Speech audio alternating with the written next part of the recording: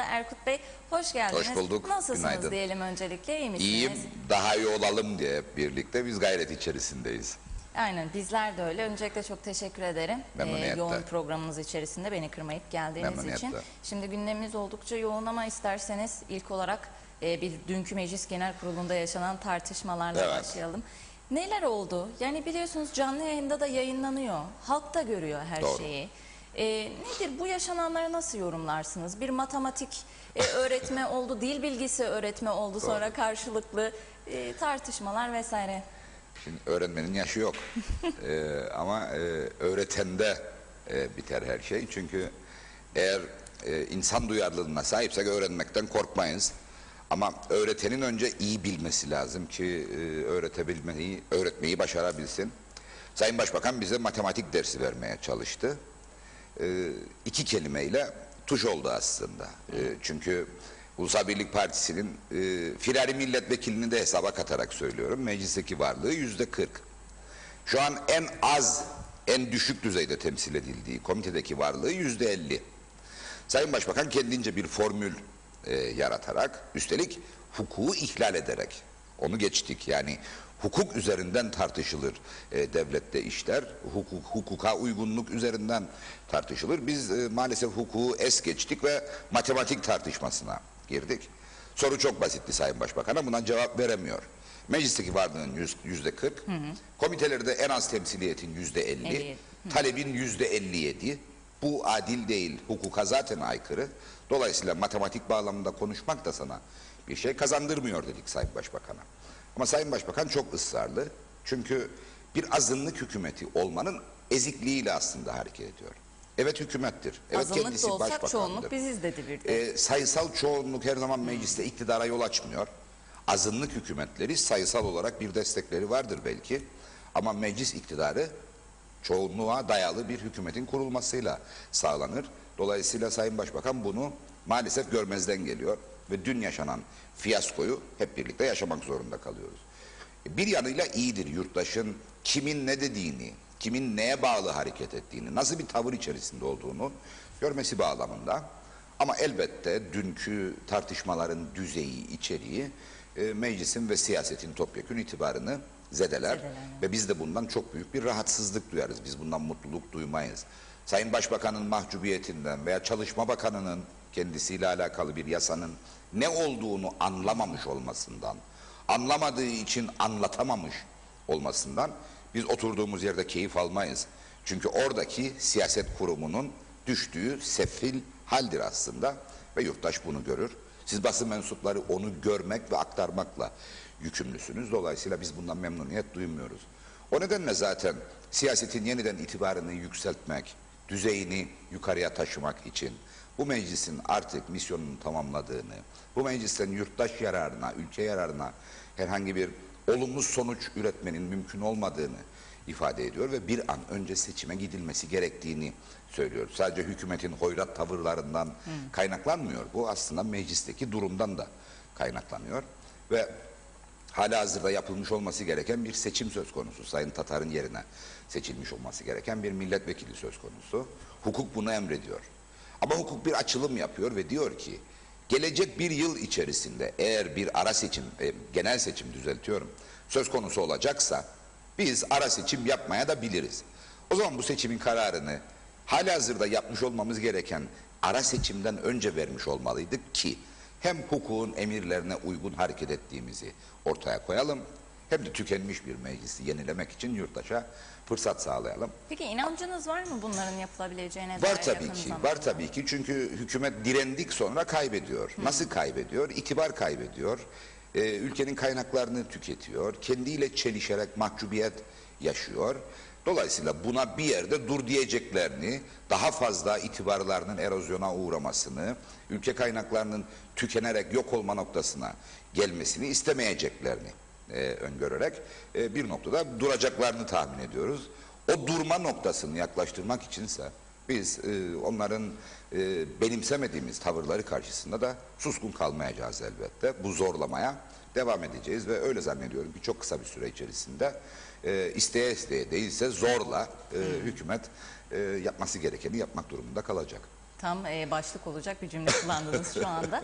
Peki şunu sormak istiyorum. Yani ülkenin içinde bulunduğu özellikle pandemi şartları ve özellikle ekonomik kriz demek istiyorum. Çünkü kriz var gerçekten Elbette. de. Ve Yıkım bu aslında altında, kriz ötesi bir durum söz konusu. evet, acı bir durum ve şimdi seçimle ilgili de çeşitli tartışmalar var biliyorsunuz ki böyle bir dönemde seçim konuşmak doğru mudur vesaire veyahut da halka, vatandaşa mikrofon uzattığımızda en çok gelen cevap seçim olsa da hiçbir şey değişmeyecek gibi umutsuz bir görüş sergiliyorlar. Bunu nasıl değerlendirirsiniz? Yani şöyle Kaldırabilir miyiz şu an? değerlendirelim.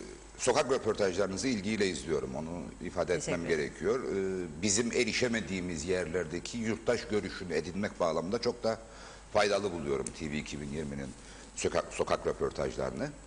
İfade etmem gereken şu, seçim olsa da hiçbir şey değişmeyecek kanaatinde olan yurttaş, geçtiğimiz seçimde her ne yapmışsa tam tersini yapsın. O zaman değişimi nasıl başaracağını görür, hem kendi özgüveni yerine gelir aslında, hem de bu ülkeye gerçekten ciddi bir dokunuş yapmış olur. Çünkü yurttaşın oylarının sonucudur bugün parlamento. Yurttaşın oylarının sonucu değildir belki bugünkü hükümet. Çünkü 2 milletvekilli, 3 milletvekilli, partisinden koparılmış milletvekillerinin desteklediği bir hükümet değildi elbette yurttaşın arzusu. Ancak Ulusal Birlik Partisi'ne hükümet olma görevi verdi yurttaş. Biz bunu kabul ediyoruz. Ama Ulusal Birlik Partisi hükmetmeyi başaramadı. Ulusal Birlik Partisi kendi içinde bir hükmetme sorunu yaşadığı için ülkeye hükmetme ihtimali yok zaten. Anımsayınız Sayın Tatar'ın Cumhurbaşkanı seçilmesi nedeniyle parti başkanlığının boşalmasının ardından bir kurultay yaptılar. Ve o kurultayı tamamlayacak başarıyı ortaya koyamadılar. 4 veya 5 adaydı ilk turda katılan. İkinci tura kalan 2 adayın ikisi birden müdahale edildiği için yarıştan çekildi ve bir anda top Sayın Ersan Saner'in kucağında kaldı. Haftalarca da sürdü yine. Elbette ya, günlerce sürdü. Günlerce siyasetin itibarı erozyona uğratıldı. Dinamitlendi aslında, sadece erozyona uğratılmadı. İşte Türkiye'den AK Parti'nin Kıbrıs'taki temsilciliğinin doğrudan müdahale ettiğine ilişkin ifadeler gündeme geldi. Türkiye Cumhuriyeti hükümetinin doğrudan müdahil olduğu, zaten Cumhurbaşkanlığı seçimine alenen bir müdahalesi söz konusuydu. Bu konuda bir iddia ortaya koymaya ihtiyaç yok. Zaten Türkiye Cumhuriyeti'nden gelip Kuzey Kıbrıs Türk Cumhuriyeti Cumhurbaşkanlığı seçimine müdahale edenler ülkelerine döndüklerinde göğüslerini gere gere bir faaliyet raporu yayınladılar.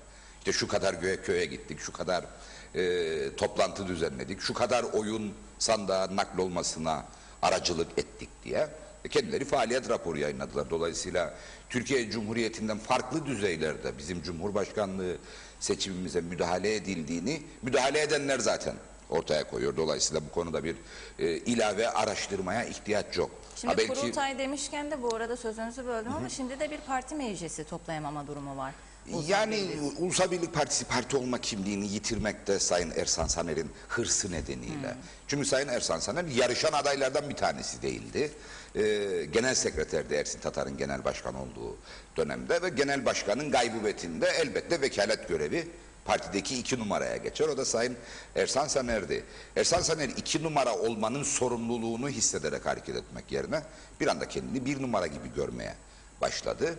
Ve maalesef oturduğu koltuğu dolduramadığı için de etrafına kum torbaları doldurarak kendini o koltukta sıkıştırmaya uğraşıyor. Yaşadığımız türlü kabul edilmez olayın sebebi de budur aslında. Halbuki Ersan Bey olgunlukla ve soğukkanlılıkla emaneten aldığı görevi doğrudan kurultaya götürebilmiş olsaydı, o kurultayda Ulusal Birlik Partisi kendine yeni bir genel başkan seçebilmiş olsaydı, belki de bugün çok daha farklı bir hükümet formülüyle yurttaşa hizmet edilebiliyor olacaktı.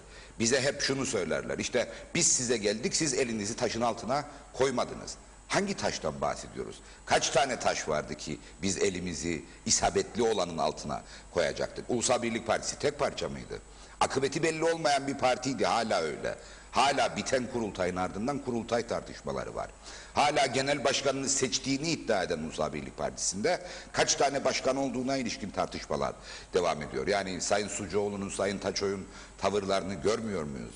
Onlara karşı Sayın Ersan Saner'in kendi pozisyonunu güçlendirmek için devletin kaynaklarını istismar ettiğini, tükettiğini görmüyor muyuz? Ve tüm bunlar yaşanırken biz de Ulusal Birlik Partisi'nin koltuk değneği mi olacaktık. Elimizi taşın altına koyduğumuz belli olsun diye. Böyle bir şey olmaz. Ben bu stüdyolarda bir başka programcı arkadaşınıza Ulusal Birlik Partisi'nin arınmaya ihtiyacı var dedim. Bu çok farklı şekillerde istismar edildi. Ama anlatmaya çalıştığım tam da şuydu. Ulusal Birlik Partisi'nde taşlar yerli yerine oturdu mu? Oturduğunu iddia eden Sayın Ersan Saner dışında bir tek Ulusal Birlik Partili var mı Allah aşkına? Hatırlıyorum o açıklamanızı. Elbette. Hatta, bu bir arınmayı gerektirir. Arınmadan kasıt nedir? Bir dönemin kapatılması ve tam teşekküllü oluşmuş yeni bir dönemin başlatılmasıydı. Ulusal Birlik Partisi evet arınmalıdır. Çünkü genel başkanlık tartışması hala bitmedi. Tartışmalı, aylarca süren tartışmalı bir genel sekreterlik seçimi yaşandı. Ulusal Birlik Partisi'nin kurultayının bittiği gün kurultayı başladı. Çünkü işte birkaç ay önce olağanüstü kurultayla Sayın Saner'i başkan seçtiler. Ama Ekim'deki kurultay da orada duruyor. Dolayısıyla böyle bir parti, kaç parça olduğu belli olmayan, kimin tam anlamıyla partiyi yönettiği, örgütlere kimin etkide bulunduğu belli olmayan, üstelik dış müdahaleye de çok açık bir Ulusal Birlik Partisi ile hükümet kuracak kadar acemi veya hükümete gelme isteklisi bir parti değildir Cumhuriyetçi Türk Partisi. Cumhuriyetçi Türk Partisi hükümete geldiği zaman güvenilir ortaklarla yurttaş yararına hizmet üretecek bir motivasyonla hareket eder. Yazdığı programa uygun hareket etme kararlılığıyla hükümete gelir. Dörtlü koalisyon hükümetinde programımıza ne yazdıksa ona uygun hareket etme konusunda maksimum gayret sarf ettik. O nedenle örneğin dörtlü koalisyon hükümetinde herhangi bir istihdam skandalı konuşulmadı. Herhangi bir yandaş kayırma, herhangi bir ihalenin fesata düşmesi gibi meseleler konu olmasına rağmen. Halbuki biz Ersan Bey'e yaptığı sözleşmeli istihdamlarının partizan istihdamlar olduğunu söylüyoruz. O bize hiç yüzü kızarmadan bu istihdamların eskilerinin yenilenmesi olduğunu söylüyor. Yani anlaşılır gibi değil. Sayın Dursun Oğuz, Maliye Bakanı, istihdamların kaydedildiği adrestir. Çünkü onların ay sonu maaşlarının ödenmesi gerekir. O da maliye işlerinden sorumlu bakanlığın görebilir. Sayın Dursun Oğuz, Ersan Saner meclis kürsüsünden yalan söyledikten bunu söylemek durumundayım. Çünkü ben yeni istihdam yapıyorsunuz, yeni sözleşmeliler istihdam ediyorsunuz dedim. O da hayır bunlar yeni değil yenilemedir diye ifade etti meclis kürsüsünden. 24 saat geçmeden Sayın Dursun Oğuz, evet o istihdamların ilk kez kamuda istihdam edilmiş kişiler olduğunu ifade etmek durumunda kaldı. İşte şimdi, bu birbiriyle çelişkili açıklamalar da halka yansıyor. Elbette, Dediğiniz gibi röportajlardan da görüyorsunuz. Gerek kendi ziyaretleriniz olsun, köy ziyaretlerinizde de bu tepkilerle televizyon programlarında da karşılaşıyorsunuz. Peki kendi aranızda da bunları konuşuyor musunuz? Yani çünkü bir güvensizlikten bahsediliyor biliyorsunuz ki özellikle siyasi erkana yönelik. Ne konuşuyorsunuz bu konuda? Tam da söylediğim şekilde, yani Ulusal Birlik Partisi'nin içine düşürüldüğü bu biçare hal, bu biçarelik nedeniyle ülkeye verdiği zarar, hükümette tek parça olamama, hükmedememe durumunun hakim olması bize keyif vermiyor. Çünkü yurttaş çok ciddi sorunlarla boğuşmak zorunda, yanında güvenilir bir siyasi merkez talep ediyor. Bu muhalefet de olabilir, hükümet de olabilir. Ama yurttaşın hizmetinde olacak olan, yurttaşın hayatına etki edecek sonuçlar üretecek makam hükümettir. Dolayısıyla yurttaşın tepkisi elbette hükümetedir. Ancak inançsızlık ve sorunların kronikleştiğine ilişkin kanaatler o kadar derinleşmiş ki yurttaş topyekün siyasete suçlamalar yapıyor ve diyor ki kim gelirse gelsin hiçbir şey değişmez. O zaman yurttaşın kendiyle de konuşması lazım. Sadece basın mensuplarıyla veya siyasilerle değil, kendiyle de konuşması lazım ve bir mukayese yapması lazım. Biz nerede hata 2 yıl yaptık önce neydi durum? Geçtiğimiz yıl neydi durum? 5 yıl önce nasıl bir durumdaydık? Yarın ne bekliyor bizleri diye bir muhakeme yapmalı ve sandığın kurulmasını talep etmeli. Yurttaş isterse bu sandık çok daha erken kurulur. Ve o sandık kurulduğu zaman yurttaş benim için değil bizim için fikriyle hareket ederse, hele hele geçtiğimiz seçimde, en son seçimde vermiş olduğu kararın doğru olmadığına dair bir inanç da taşıyorsa yapması gereken tek şey tam tersi neyse onu yapsın. Görecek ki korkunç bir fark yaratabilecek, belki de müthiş bir fırsatın kapılarını kendi elleriyle aralamış olacak. Bir noktanın altını çizmek istiyorum. Yurttaş her halükarda hiçbir şey değişmiyor diyor. Aslında çok şey değişiyor. Yurttaş değiştiriyor. Örneğin 2013 seçimlerinde yurttaş 23 milletvekilini ilk kez parlamentoya gönderdi ve %46'lık bir değişim başardı. 2018 seçimlerinde yurttaş 21 yeni milletvekilini parlamentoya gönderdi. %42'lik bir değişim sağladı. Dolayısıyla yurttaş değiştirebiliyor. O nedenle yurttaş propaganda döneminde hangi partinin ne vaat ettiğine ama bir önceki seçimde de vaat ettiklerine ilişkin ne yaptığına bakabilir, bu değerlendirmeyi yapabilir ve ona göre hareket edebilir. Görecek ki ciddi bir fark ve kalıcı bir sonuç yaratması mümkün olabilir. Kesinlikle. Dilerseniz birazcık seyirci yorumlarıyla devam edelim. Yaşar Oğuz günaydın, iyi yayınlar dedi. Natali Dede iyi yayınlar. Demet Akarsu günaydın, iyi yayınlar. İzmir Dikili'den selam sevgiler. İzmir Dikili'ye sevgiler saygılar. Ünsal Bayburg dedi ki dün meclisin iradesinin olmadığının kanıtıdır. Maksat biri nasıl olursa olsun para kazanmasıdır. Yaşasın Kuzey Kıbrıs Türk Cumhuriyeti diyerek tepkisini gösterdi. Evet. Turhan Ömer Akdelen günaydınlar, hayırlı yayınlar. Başbakan nasıl bir başbakan? Dünkü meclis gerçekten evlere şenlikti. İnşallah güzel günler çok uzak değil dedi. Nazım Enalban günaydın Melis Hanım, iyi yayınlar sevgilerimle dedi. Teşekkür ederiz sevgili izleyenler. Gördüğünüz üzere tepkiler de geliyor. Yani şu an bu gelen tepki az bile. Elbette yani dediğimizi söylüyor aslında yurttaş. Başbakanın içine düşmüş olduğu hal Kuzey Kıbrıs Türk Cumhuriyeti Başbakanın hali olduğu için biz bundan keyif duymayız. Biz bu devlete hizmetle yükümlü insanlarız. Siyasi olarak, siyasi parti olarak ve yurttaşlar olarak yurttaşlık ödevlerimiz vardır.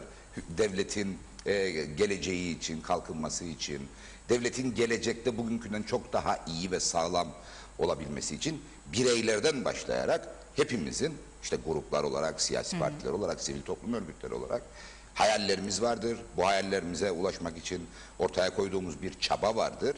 Ve bir de devletin yasalar aracılığıyla bizlere yüklediği görevler vardır.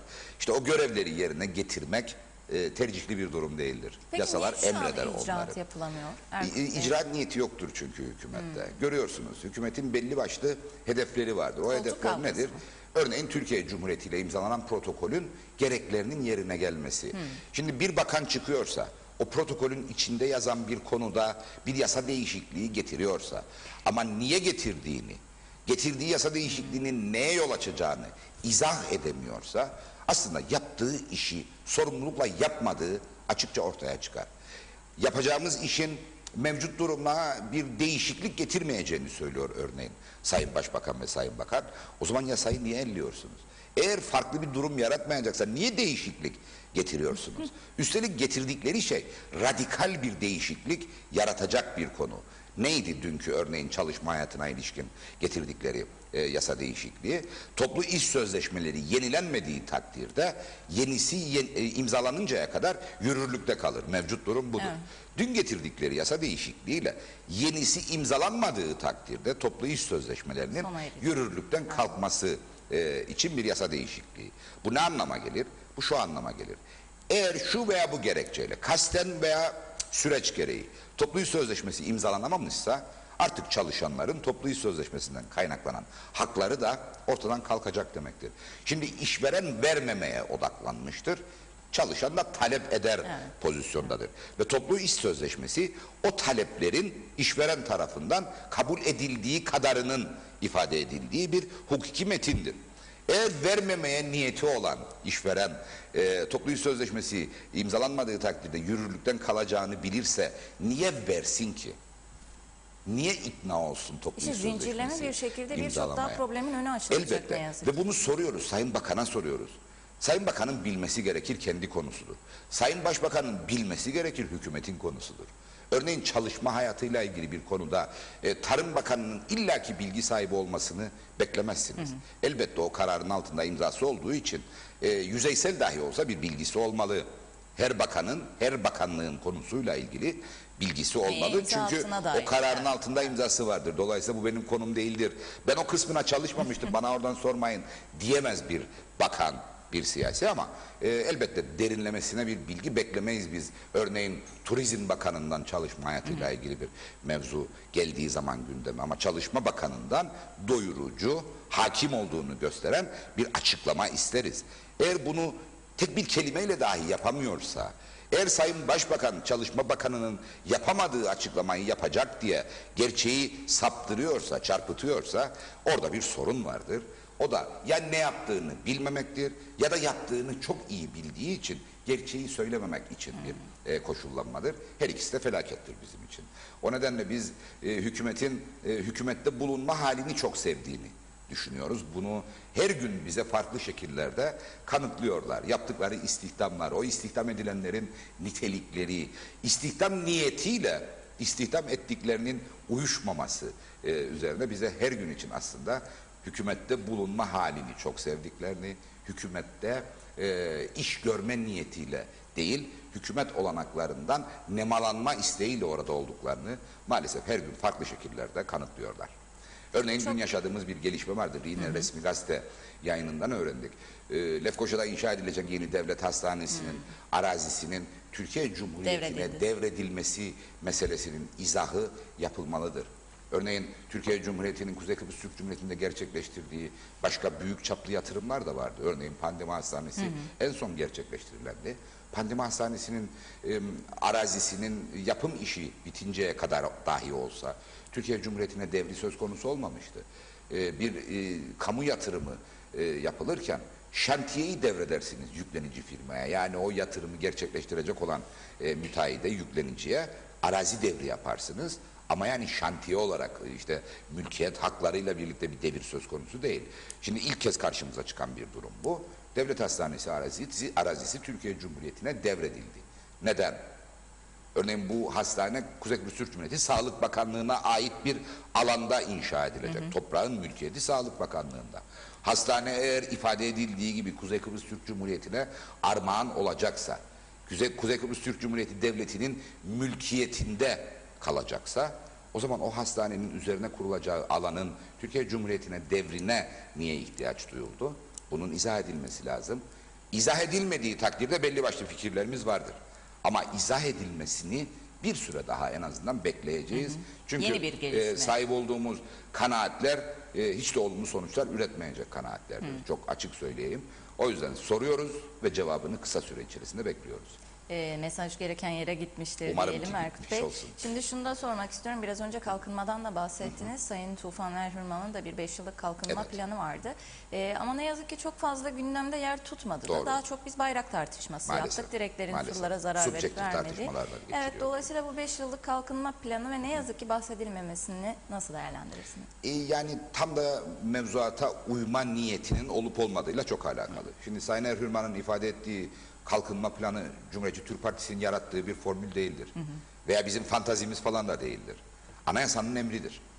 Ve halkın oyuyla yürürlükte bulunan anayasada 5 yıllık kalkınma planlarının mecliste görüşülerek karar altına alınmasını emreder. Bu bir tercihli durum da değildir. 1997 yılından sonra hiç yapılmadı. Biz de hükümete geldik, biz de yapmadık. Dolayısıyla hata kolektif bir hata. Ve bu hukuk dışılığın giderilmesi için kolektif bir bilincin oluşturulmasına şu anda gayret ediyoruz. Evet, biz ilk seçimde hükümete gelme niyetiyle hareket ediyoruz. Ve hükümete geleceğimize dair de çok ciddi bir tespitimiz ve beklentimiz vardır. Hükümete geldiğimiz takdirde aynen yıllık bütçelerin mecliste görüşülerek karar altına alındığı yöntemle evet 5 yıllık kalkınma planını hazırlayacağız. Ve örneğin dönem içerisinde, biliyorsunuz dönem dediğimiz şey 5 yıllık bir zamandır. Seçimler teorik olarak 5 yılda bir yenilenmek üzere yapılır. Ama bizde hükümetlerin istikrarsızlığı nedeniyle bir gün gelir ve erken seçime karar verilir. Yani erken yapılmamış genel seçim sayısı çok azdır toplam içerisinde baktığınızda. Şimdi 5 yıllık kalkınma planının yapılmış olması, dönem içerisinde hükümet değişikliği olsa dahi, örneğin dörtlü hükümetten ikili hükümete, ikili hükümetten üçlü hükümete geçiş tek bir dönemin içerisinde gerçekleşti. Biz bu konuyu dörtlü hükümet döneminde örneğin gerçekleştirebilmiş olsaydık, dörtlü hükümetin bozulmasının ardından kurulan Ulusal Birlik Partisi, Halkın Partisi 41. hükümeti. Onun bozulmasının ardından kurulan işte Demokrat Parti, Yeniden Doğuş Partisi, Ulusal Birlik Partisi 42. hükümeti, 40. hükümet yani koalisyon, dörtlü koalisyon hükümeti döneminde hazırlanacak olan kalkınma planına uygun bir hükümet programı hazırlamak zorunda olacaktı. Dolayısıyla o kalkınma planının dönem içerisindeki, o 5 yıllık dönem içerisindeki hedefleri hükümet değiştirilmiş olsaydı dahi geçerli olmaya devam edecekti ve hükümetler o programa uygun davranmak durumunda kalacaktı. Nasıl ki bütçede ödeneği olmayan bir konuda harcama yapmanız mümkün değildir. Bütçe yasası bunu yasaklar. Kalkınma planının öngörmediği bir konuda girişim yapmak da o bir yasa olacağı için, meclis tarafından kabul edileceği için mümkün olmayacaktı. Şimdi yeterince ilgi görmediğini söylüyorsunuz. Aslında ilgilenenler fazlasıyla önemsedi ve ilgi gösteriyor. Kimlerdir onlar? Hükümetlerin değişmesi nedeniyle yapboz tahtasına dönen, hayatımızın çekilmez olduğunu düşünen herkes buna son derece büyük ilgi gösteriyor. Peki hayata Örneğin ekonomik geçirebileceğinize örgütler. inanıyor musunuz Kesinlikle hükümete geldiğinizde? inanıyoruz. Çünkü Kesinlikle ne yazık ki inanıyoruz. muhalefetteyken eleştirilen konular oluyor ama hükümete geldikleri zaman bu partiler ne yazık ki söyledikleri sözleri tutamadıkları da oluyor. Şimdi muhalefet koalisyon ile olmaz. Bunu ortaya koymak lazım ama hükümetler ağırlıklı olarak koalisyon hükümetleridir. Dolayısıyla örneğin Cumhuriyetçi Türk Partisi'nin seçim bildirgesinde yazdığı her şeyi harfiyen, eğer tek başına hükümet olmamışsa elbette, harfiyen hükümet programına aktarmasını ve koalisyon ortaklarının da Cumhuriyetçi Türk Partisi'nin seçim bildirgesindeki hedefler doğrultusunda hareket etmesini bekleyemezsiniz. Dolayısıyla koalisyon fikri bir uzlaşı gerektirdiği için zaman zaman ödün de verebilirsiniz. Yani tavizler de vermek zorunda kalabilirsiniz. Örneğin Cumhuriyetçi Türk Partisi açısından Kıbrıs sorunu ve Kıbrıs sorununun federal temelde çözümü tartışmaya açık bir konu değildir. Nettir, sabittir. Ama biz dörtlü koalisyon hükümetinde o hükümetin bir an önce kurulabilmesi ve yurttaşa hizmet üretebilmesini sağlayabilmek için Kıbrıs sorununa ilişkin hiçbir bağlayıcı ifade kullanmamıştık hükümet programında ve protokolünde. Ve ne demiştik? Her parti kendine dair değerlendirmesi çerçevesinde serbesttir Kıbrıs sorununda. Aynı şekilde ekonomik konularla alakalı, istihdam konularıyla alakalı, örneğin bürokratik atamalarla alakalı kendi fikirlerimiz çok farklı olabilirdi ama dört taşı formülünde o fikirlerin tamamının hayat bulması mümkün olmayabilirdi. Bu birincisi. İkincisi, hükümetler önce muhalefette olurlar, sonra hükümete gelirler siyasi partiler. Siz muhalefetteyken yaptığınız değerlendirme, edindiğiniz veriler doğrultusunda yarattığınız çözümlemelerle hükümete geldikten sonra gördüğünüz, hakim olduğunuz gerçeklerin farklı olduğunu fark edebilirsiniz. Dolayısıyla muhalefetteyken söylediklerinizin hükümete geldiğinizde belki eksik, belki tutarsız, çünkü yeterli veriye sahip değilsiniz. Üstelik Kuzey Kıbrıs Türk Cumhuriyeti'nde veri edinme konusunda da çok ciddi sıkıntılarımız vardır. Yani hükümete geldiğiniz zaman bile aslında politikalarınızı uygulayacak yeterli veriye sahip olmayabilirsiniz. Sahip olmazsınız. Çok net ifade etmek lazım. Çünkü devlette kayıtlılık maalesef arzu edilen düzeyde değildir. Kurumsal hafıza yok olmuştur. Çünkü bürokratik değişim sürekli olarak kurumsal hafızanın oluşmasına engel teşkil etmektedir. Dolayısıyla muhalefette başka, hükümette başka aslında kasti bir durum değildir. Sadece pozisyonların sağladığı veya pozisyonlardan dolayı mahrum kaldığınız şeyler nedeniyle farklılık arz eder. Ama önemli olan politikada tutarlılıktır. Önemli olan ilkelerde tutarlılıktır. Yani siz hükümete gelmek için propaganda yaparken örneğin hukuka uygunluk vaadi verirseniz ama hükümete geldikten sonra da hukuken sorgulanacak yığınla işe imza atarsanız bunun koşullardan etkilenmesine imkan yoktur. Çünkü hukuka uygun davranmak şartlardan ve zamandan etkilenen bir durum değildir. Yürürlükteki yasa oradadır. Sizin göreviniz o yasaya uygun hareket etmektir. Adalet vaat ediyorsanız adaleti bozacak tavırlar içinde olmak şartların size dayatacağı bir durum asla olamaz. Evet, ki ne acı ki aslında halk şu anda yalnızca bir iki tane icraat yapılmasına bile razı durumda. Elbette yani. özellikle pandeminin yıkıcı etkilerinin hafifletilmesi bağlamında çok ciddi bir beklentisi vardır yurttaşın. Evet, dilerseniz birazcık daha yorumlarla devam edelim. Günaydın Melisa Hanım, iyi yayınlar. Selda Kurtulmuş, Nazmiye Nalbant, iyi yayın dilekleriniz için teşekkür ederim var. Akın Gülbebek dedi ki, usandık artık. Toplamak için para lazım, para varsa tanıdık da var. Çiftçiler ağlıyor dedi birisi. Teşekkür ederiz yorumunuz için. Şimdi bu konuya girmeden önce Kıbrıs sorunu dediniz. Dolayısıyla bana şunu çağrıştırdı. Biliyorsunuz ki CHP Genel Başkanı Sayın Kılıçdaroğlu da siyasi erkanlı ve tüm parti başkanlarıyla bir görüşme gerçekleştirdi ve CTP için de önemli bir söz kullanmıştı orada. Sanırım yanlış aktarmayayım, affola yanlışım olursa, sayınızın yükselmesine yönelik miydi? Önemli açıklamalar olmuştu orada. Yani Kılıçdaroğlu'nun ziyareti elbette önemli. Türkiye'deki ana muhalefet partisi liderinin Kuzey Kıbrıs Türk Cumhuriyeti'ndeki siyasi merkezlerle temas halinde olması son derece önemli.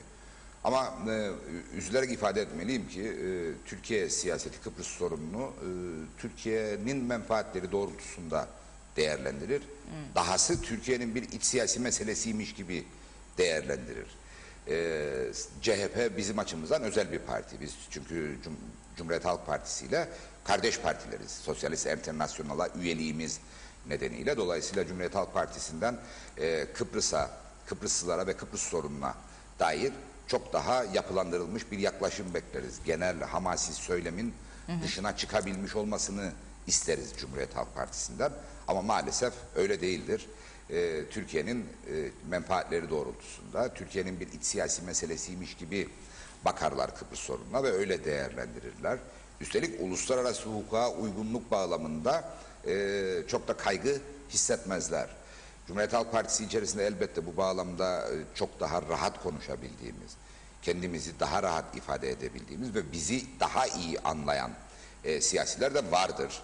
Ancak genel tutum bakımından örneğin Cumhuriyet Halk Partisi ile Halkın Partisi veya Milliyetçi Hareket, Adalet ve Kalkınma Partisi veya Milliyetçi Hareket Partisi arasında çok ciddi bir farklılık söz konusu değildir. Kıbrıs'a bakışları Türkiye devletinin geleneksel bakışıyla son derece uyumludur.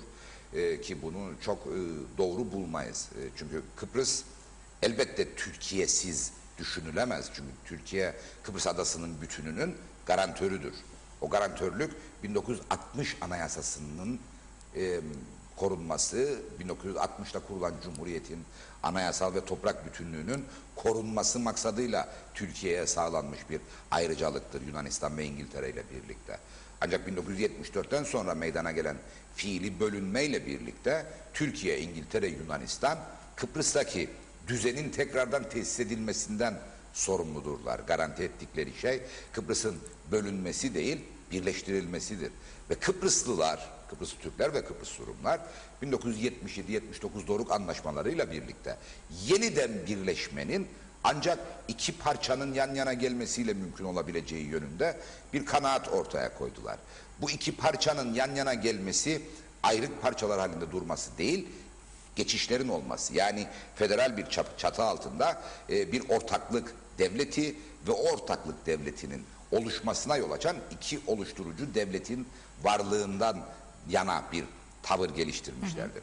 Şu anda ortaya konan Türk tezi, tırnak içinde söylüyorum, gerek Sayın Tatar'ın gerek Türkiye Cumhuriyeti hükümetinin ortaya koyduğu Türk tezi bu iç içe geçen ortaklıktan değil, yan yana duran ortaklıktan söz etmektedir ki o yan yana duran ortaklık hem geride kalan müzakere süreçlerinin oluşmasına yol açan fikir birliğinden ayrışmaktadır.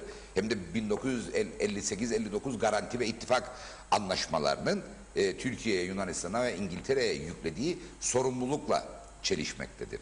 Şimdi Cumhuriyet Halk Partisi'nin bu anlamda çok daha yapıcı, çok daha açık bir vizyonla meseleye yaklaşmasını bekleriz ama maalesef yaklaşımları öyle değil. Umuyorum bu temaslar, bu ziyaret sırasında gerçekleştirdiği temaslar bu konuyu bir kez daha incelemelerine vesile olsun ve özellikle kardeş partileri olan Cumhuriyetçi Türk Partisi ile diyaloglarını artırma ihtiyacını ortaya koysun. Eminim ki o zaman hem Türkiye kamuoyu açısından hem Kıbrıs Türk halkı açısından Türkiye'deki siyasi odakların Kıbrıs sorununa ve Kıbrıs Türk halkına katkısının daha da yukarıya taşınacağı bir durum gelişebilir diye düşünüyorum. Evet, şimdi süremizin de biraz sonuna yaklaştık. O yüzden konudan konuya atlayacağım birazcık. Evet. Kusura bakmayın. Ben de biraz daha kısa konuşayım. Estağfurullah. TNT ile ilgili bir açıklamanız vardı. Bir yıl para alınmayacak. Hem bununla ilgili görüşlerinizi sormak istiyorum. Hem de son olarak Geçitkale Havalimanı ile ilgili bir soru yöneltmiştiniz. Geçitkale Havaalanı artık bir askeri bölge midir? Diye. Bu iki konuda görüşleriniz nelerdir? Yani Geçitkale ile ilgili başlamak isterim. Geçitkale 2019 Aralık ayında Türkiye Cumhuriyeti'nin yürüttüğü Doğu Akdeniz'deki sondaj faaliyetlerinde ihtiyaç duyulacak gözetleme ve koruma, havadan gözetleme ve koruma faaliyetlerinde kullanılacak uçucu araçlara ev sahipliği yapsın diye bir Türk Barış Kuvvetleri'ne, Türk Silahlı Kuvvetleri'ne kullandırılacak bir alan olarak saptandı. Bunu bir gün ansızın mecliste bütçe görüşmeleri devam ederken biz basından öğrendik. Sorduk hükümet yetkililerine, Sayın Tatar'ın henüz başbakan olduğu bir dönemdi. Onlardan edindiğimiz intiba, onların da bu konuyu bizlerle aynı anda öğrendiklerine ilişkindi. Nitekim Bakanlar Kurulu kararı konunun haberleşmesinin ardından gündeme gelmişti. Dolayısıyla yüzlerinde bir hayret ifadesi vardı. Belki durumu gizlemeye çalışmışlardı ama yani Bakanlar Kurulu karar alıyorsa gizlenecek bir durum değildir. Şimdi o zaman tam da yürütülen sondaj faaliyetlerinin gözetlenmesi ve güvenliğinin sağlanması amacıyla bu adım atılmıştı. Aradan geçen zamanda Sayın Recep Tayyip Erdoğan'ın açıklamalarından öğreniyoruz ki işte 20 Temmuz'da bu konunun da içinde bulunduğu pek çok konuda aslında dünyanın ilk kez duyacağı şeyler söyleyeceğini ifade ediyor. Şimdi dünya ilk kez duyabilir bunu. Ama bu ülkede eğer demokrasi varsa, bu demokrasinin simgesi de Cumhuriyet Meclisi ise, Cumhuriyet Meclisi'nde temsil edilen siyasi partilerin, bu ülkeyi yönetme sorumluluğu olan siyasilerin bunu Sayın Tayyip Erdoğan açıkladığı zaman öğrenme gibi bir durumu asla olmamalı.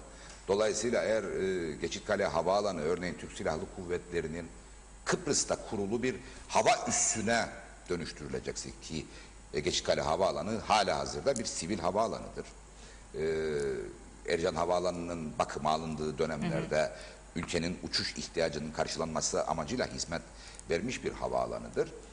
Dolayısıyla eğer orası bu niteliğinden çıkarılıp da bir askeri üsse dönüşecekse bu hükümetin iki dudak arası iradesiyle söz konusu olmaz veya bir başka ülkenin cumhurbaşkanının açıklamasıyla duyulacak kadar önemsiz bir konu değildir. Ki bir parti başkanı da meclisin haberi bile yok böyle bir Elbette, şeyden yani diye açıklama dolayısıyla yapmıştı. bu konunun mecliste enine boyuna tartışılması gerekir. Hükümetin veya Türkiye Cumhuriyeti'nin hükümete söylediklerinin ne olduğunun açığa çıkması gerekir. Bu konunun değerlendirilmesi ve bir kararı üretilecekse mecliste üretilmesi gerekir. Çünkü hava üssü dediğiniz şey dosta güven veren, düşmana da korku salan veya düşmanın rahatsızlığı nedeniyle hedef haline gelebilecek bir merkezdir. O nedenle bu konu hafife alınacak bir konu değildir. O yüzden biz izahat istiyoruz. Hala bu konuda izahatı yapacak cesareti gösterebilmiş değildir Sayın Başbakan. Birazcık ucundan gösteriyor aslında bir müzakerenin devam ettiğini anlatmaya çalışıyor veya ediyormuş gibi bir görüntü yaratmaya gayret ediyor ama sonucunu henüz anlayabilmiş değiliz. Yani konu çok önemli dediğiniz gibi Elbette, ancak bununla ilgili bir açıklama yapılmayışı ve bilgi sahibi olması gereken kişilere bir açıklama yapılmayışı da konunun önüne de geçiyor Elbette. aslında. Çünkü orası da çok önemli. Çok bir önemli. nokta Yani ne örneğin yazık ki. Kıbrıs Rumların Fransızlara verdiği Baf'taki hava üssü nasıl ki bizi çok rahatsız eder. Bizim haklarımızın ihlali olarak değerlendiririz bunu. Çünkü her ne kadar da fiiliyatta Kıbrıs Cumhuriyeti, Kıbrıs Türklerin eksik olduğu ama kaydı olarak, anayasal olarak da iki toplumlu bir devlettir. Devletin anayasasıdır. Baf'taki haklar sadece Kıbrıs Rumların değil, Kıbrıs Türklerin de haklarıdır. Dolayısıyla bir başka ülkeye orada hava üssü verilmesi, Kıbrıs Türklerin haklarının tehdit altına girmesi, Kıbrıs adasının bir hedef durumuna gelmesi anlamına gelir. O zaman aynı şekilde Türkiye'ye de Kuzey Kıbrıs'ta veya bir başka ülkeye Kuzey Kıbrıs'ta bir askeri üs verilmesi bu adanın güvenliği bağlamında en azından yeni bir durumun ortaya çıkmasına sebebiyet verir. Türkiye Cumhuriyeti gerek komşularıyla gerek komşu olmayan bazı ülkelerle halihazırda sıcak çatışma içerisindedir veya sıcak çatışma ihtimali de barındıran gergin ilişkiler içerisindedir. Dolayısıyla Türkiye Cumhuriyeti'ne yönelebilecek herhangi bir mütecaviz durum karşısında bizim aleni bir biçimde hedef haline gelmemiz kolaylıkla tolere edebileceğimiz bir durum değildir. Dolayısıyla enine boyuna konuşma ihtiyacımız vardır. Bir parçası daha vardı. İkinci sorudan başladım ama birinci sorunuzu atlamışım. TNT ile ilgili. Evet, yani oradaki durum son derece enteresan bir durum. Pandemi koşulları herkesi, ayrımsız herkesi, yani ticaretle uğraşsın uğraşmasın, herkesi olumsuz etkiledi. ve hükümetin bu ülkenin reel sektörüne, ticari alanına yaptığı katkı yok denecek kadar azdır. Yani bankaların oluşturduğu kredi havuzundan devlet destekli düşük faizli veya sabit faizli kredi sağlanması dışında herhangi bir katkısı söz konusu olmadı hükümetin. Elbette pandemi giderlerinin karşılanması amacıyla işte test alınması, karantina süreçlerinin yönetilmesi, tedavi giderlerinin karşılanmasına ilişkin beklenmedik giderleri olmuştur devletin, ama insanların hastalanmadığı sürece veya hastalık tehdidiyle karşı karşıya olmadığı durumlarda hayata tutunabilmesi için hükümet herhangi bir kaynak oluşturmuş değildir. Esnaf kana ağlamaktadır. 5000'i aşkın iş yeri bir daha açılamayacak duruma düşmüş ve faaliyetlerini durdurmuştur. Sayısız iş kayıpları yaşanmıştır. Ülkeden giden yabancı nüfusun, gerek öğrenci gerek çalışan yabancı nüfusun yarattığı bir hacim daralması söz konusu olmuştur. Dolayısıyla biz hepimiz topyekun bundan etkilendik. Örneğin toplumda yaygın inanışa göre en güvenli kesim olan kamu çalışanları da bundan olumsuz etkilendi. Çünkü piyasa koşulları Türk lirasının da değer kaybı nedeniyle zaten satın alma gücünü aşağıya çekti. Dahası hükümet gelir kayıplarının telafisi maksadıyla kamu çalışanlarının maaşlarından da kesinti yapma hevesiyle hareket ediyor. Şimdi böylesi bir durumda hükümetin kimseye el uzatmadığı veya uzatamadığı, kimsenin yarasına merhem olamadığı bir noktada Ercan Havaalanı'nı yenileme, devralarak yenileme görevini üstlenmiş bir şirketin devlete yapmış olması gereken ödemelerini bir yıl ertelemek ve bu ertelemeyi de gelecek bir yıl içerisinde eşit taksitler halinde tahsil etmek yönünde aldığı karar halihazırda son derece adaletsiz bir karardı. Yani diğer sektörlere kıyasla son derece adaletsiz bir karardı. Ama hükümet bu kararın üstüne bir karar daha alarak hem geri ödeme süresini 2 yıl öteledi. Yani bugün oluşan gelirin tahsilatını 1 yıl sonra değil 2 yıl sonra almaya karar verdi. Hem de alacağı payın 1 yılda değil 2 yılda eşit taksitler halinde ödenmesine ilişkin Hem de böyle bir karar verdi. Şimdi özellikle gelir paylaşımının ciro üstünden olduğunu hesaba katarsanız ki özelleştirme anlaşmasında ciro paylaşımıdır. Ne kadar iş o kadar gelir. Dolayısıyla aslında işletmecinin ciddi bir kaybı söz konusu değil orada. Çünkü yapması gereken sabit yatırım, yani Ercan Havaalanı'nın yenilenmesine ilişkin yatırım çok da o gelirle alakalı değil. Çünkü yatırımın bitmesinin ardından belli bir işletme süresi söz konusudur. Dolayısıyla işletmecinin görülür bir kaybı var gibidir. Ama bu kayıp zaten harcadığıyla orantılı bir kayıptır. Çünkü eğer gelen uçuşlar veya giden uçuşlar düşerse sizin oradaki hizmet sağlama zorunluluğunuza da bir azalma söz konusu olur. Dolayısıyla daha az masrafla oradaki operasyonu yürütürsünüz. Şimdi böyle bir durumda niye bu kadar bonkör davranır hükümet? Üstelik kendi insanına, kendi dar gelirli halkına hiçbir yardım yapamazken niye böylesine devasa bir işletmeye, böylesine büyük kazanç kapısı durumundaki bir işletmeye bu kadar bonkör davranır? Bunu anlamanın hiçbir biçimde imkanı yoktur. Dahası yani halihazırda burada faaliyet gösteren TNT ama özellikle de taş yapı inşaatın örneğin köy yollarının yenilenmesiyle ilgili sorumluluğu da o da ayrı bir ihaleli mi ihalesiz mi henüz netleştiremedik. Çünkü bizim mevzuatımıza dair bir muamele söz konusu değil. İhaleli olduğu söyleniyor. Bu inşaatın aynı firma tarafından üstlenilmiş olması, işte tüneli kazan işletmenin de yol yenilemelerinin bir kısmını gerçekleştirecek olması, üstelik verilen söz bizim müteahhitlerimizin bu küçük işleri gerçekleştireceğine ilişkinken hiç hesaba katılmamış olmaları gerçekten anlaşılır değildir. Şimdi Türkiye Cumhuriyeti'nin Kuzey Kıbrıs Türk Cumhuriyeti'ne vaat ettiği hibe yardımlar ki onlar yatırımlardır, altyapı yatırımlarıdır. Sadece o fiziki durumun iyileştirilmesi nedeniyle oluşacak değer artışından dolayı olmamalıdır. O yatırımların yapılırken bu ülkenin ekonomik çarklarına da etki etmesi esastır. İnşaat sektörünün işte 80'e yakın alana doğrudan etkisi olduğu söylenir. Altyapı yatırımları yaparken eğer Kuzey Kıbrıs Türk Cumhuriyeti firmaları görev üstlenirse, onların bu sorumluluğu üstlenmesine imkan sağlayacak bir durum yaratılırsa, evet Kuzey Kıbrıs Türk Cumhuriyeti ekonomisine doğrudan bir katkı yapılmış olur. Hükümete bunu sorduğumuz zaman şöyle derler: tamam, Ankara'nın saptadığı Türkiye Cumhuriyeti'ne kayıtlı işletmeler burada taşeronluk hizmetlerini Kuzey Kıbrıs Türk Cumhuriyeti firmalarından alacaklar. Biz taşeron değil, işletme olmak istiyoruz.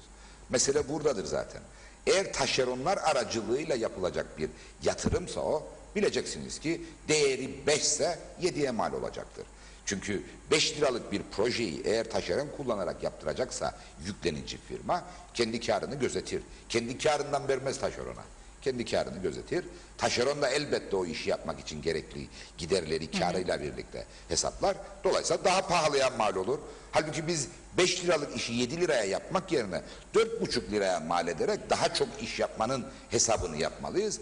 Ve bu hükümetin bunu Türkiye Cumhuriyeti'ne sağduyuyla anlatabilmesi gerekir. Zaten ama alınan kararları niyet da anlayamıyoruz. Yol ihalesi konusunda Halkın Partisi'nden Gülşah Hanım'ın da bir açıklaması oldu. Müteahhitler için dedi ki evlerine kiraz mı götürsünler diye esprili de bir yaklaşım hatta. Siyasetimizin önemli simgelerinden biri haline geldi bu dönemde kiraz. Bizim kirazdan öteye sorunlarımız var.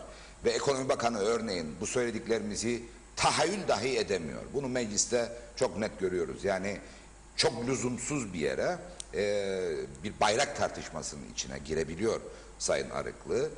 Kıptek'le ilgili sansasyonel laflar edip o sansasyonlardan beterini yaratacak bir durum yaratabiliyor, örneğin akaryakıt ihalesiyle alakalı veya kirazın fiyatının kendisine dert olduğunu söyleyerek aslında halkın gerçeğinden ne kadar kopmuş olduğunu bize anlatıyor.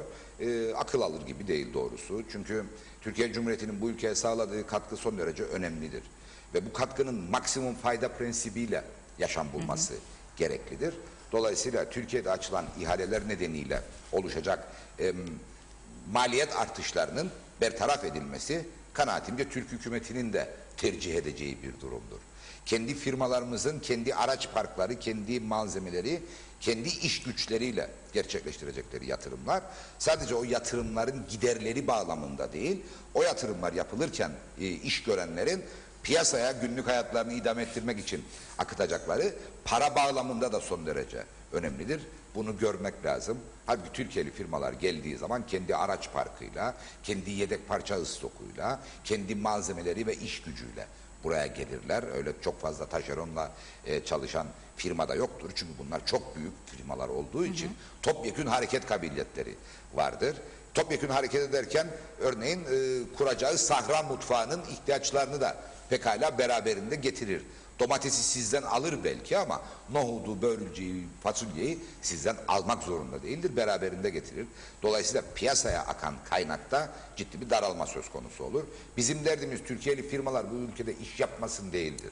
Bizim derdimiz bu ülkede kullanılacak olan kaynaklar bu ülkeye maksimum düzeyde yayılsındır. Dolayısıyla bu konuda ön yargılardan kurtulmak ihtiyacımız var. Evet, süremizin sonuna geldik ama şunu da sormadan geçemeyeceğim. Alınan kararlar, altı doldurulamadan alınan kararlar halkı eylemlilik sürecine itiyor mu sizce? Mesela yani sınır kapıları açıldı, çok önemli bir gelişme, tarihi bir günde o gün. Fakat yerli kişiler geçebiliyor, Avrupa Birliği vatandaşı geçebiliyor, diğerleri geçemiyor. Veyahut da uçuşlarla ilgili çok güzel bir açılıma gidildi ancak hem PCR hem aşı şartıyla biraz daha sıkı tutuldu tedbirler. Ve nitekim özellikle Türkiye'den buraya gidiş geliş uçak bilet fiyatlarının 6.000 TL yakınında oluşu, hala Türkiye'nin iç hat kapsamına alınamaması gibi alınan kararlarının önünün de tıkalı olması sizce halkı eylemlilik sürecine itiyor mu?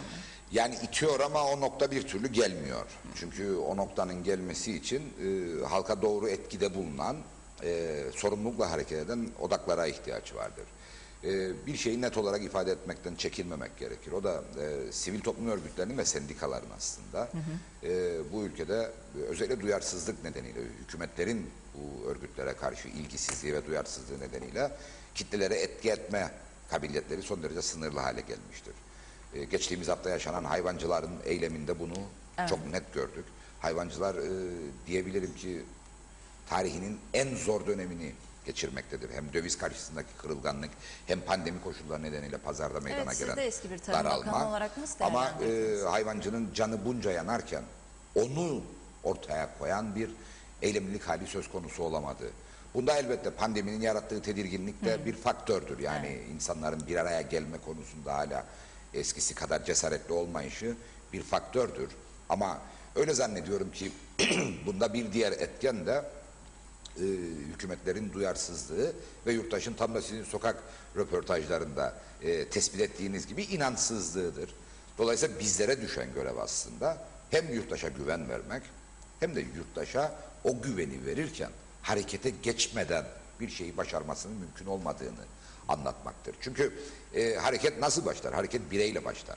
Bireyler bir araya gelir, toplu hareket, kolektif hareket söz konusu olur. O kolektif hareket edenler birbirlerini tahrik ettiğinde, etkilediğinde veya yan yana gelmeyi başardığında da toplumsal hareket meydana gelmiş olur.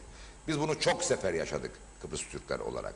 1960 öncesinde yaşadık, 1960 sonrasında yaşadık, 74'te 84'te yaşadık ve son olarak evet 2004'te Annan planıyla doruk noktaya ulaştı bu.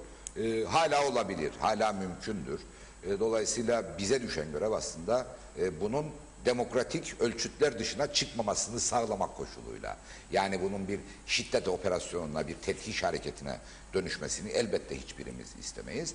Demokratik hakların kullanımı bağlamında teşvik edilmesi son derece önemlidir. Dediğim gibi yani hükümetlerin duruşu bu bağlamda elbette etki eder ama asıl olan hükümetten talep edenlerin kararlılığıdır.